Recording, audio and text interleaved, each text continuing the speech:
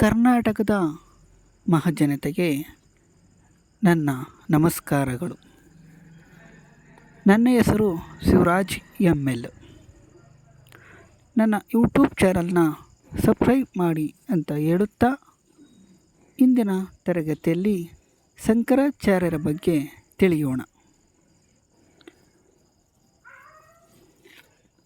ಶಂಕರಾಚಾರ್ಯರು ಭಾರತದ ಕೇರಳ ರಾಜ್ಯದ ಕಾಲಡಿ ಎಂಬಲ್ಲಿ ಜನಿಸ್ತಾರೆ. ತಂದೆ ಶಿವಗುರು, ತಾಯಿ ಆರಂಬೆ. ಇವರು ಅದ್ವೈತ ಎಂಬ ಸಿದ್ಧಾಂತವನ್ನು ಪ್ರತಿಪಾದಿಸ್ತಾರೆ.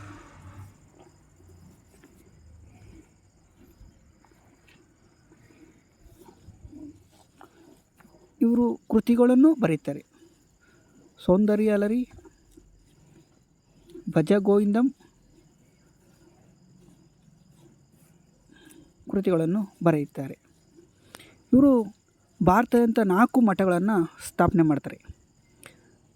ನಮ್ಮ ಕರ್ನಾಟಕದ ಶೃಂಗೇರಿ ಮಠ, ಗುಜರಾತ್ನ ಕಾಳಿಕಾ ಮಠ, ಉತ್ತರಕ್ಕೆ ಗೋವರ್ಧನ ಮಠ, ಪೂರ್ವಕ್ಕೆ ಜ್ಯೋತಿರ್ಮಠ ಎಂಬ 4 ಮಠಗಳನ್ನು ಸ್ಥಾಪನೆ ಮಾಡ್ತಾರೆ. ಇದನ್ನು ಬರೆದವರು 7ನೇ ತರಗತಿಯ ಮೇಘನಾ ಎಂಬ ಹುಡುಗಿ ಇದನ್ನು ಬರೆದವರು. ಧನ್ಯವಾದಗಳು.